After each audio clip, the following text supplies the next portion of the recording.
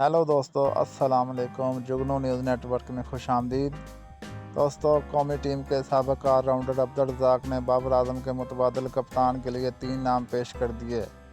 निजी टीवी के प्रोग्राम में गुफ्तगू करते हुए अब्दुल रज़ाक ने कहा कि अगर आप टेस्ट कप्तान तब्दील करना चाहते हैं तो सरफराज अहमद, मोहम्मद रिजवान और शान मसूद अच्छे ऑप्शन हैं। कप्तान को सिर्फ एक अच्छा क्रिकेटर ही नहीं, अच्छा इंसान भी होना चाहिए। इन तीनों में ये खूबियाँ हैं और वह खिलाड़ियों को साथ लेकर चलना जानते हैं। याद रहे कि बाबर आजम को नवंबर 2020 में अजहर अली की जगह पाकिस्तान टेस्ट टीम, जबकि इसी साल मई में वनडे कप्तान मुकर्रर किया गया था, जबकि 2019 में इन्हें T20 की कप्तानी सौंपी गई थी। वो तकरीबन 3 साल से तीनों फॉर्मेट के लिए पाकिस्तान क्रिकेट टीम के कप्तान हैं।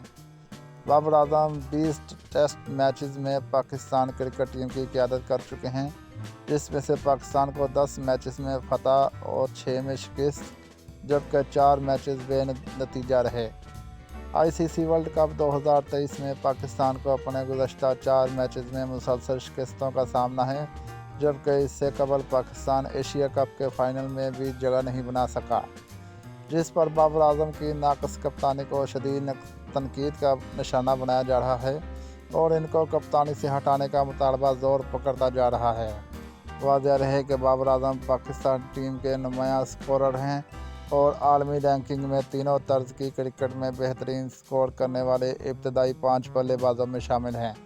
दोस्तों, इसके साथ ही वीडियो का एंड हुआ। वीडियो अच्छी लगी हो तो लाइक और चैनल को सब्सक्राइब लाजमी करें ताकि मज़ीद आने वाली वीडियो आपको बर वक्त मौसूल होती रहे। शुक्रिया। अल्लाह हाफ़िज़।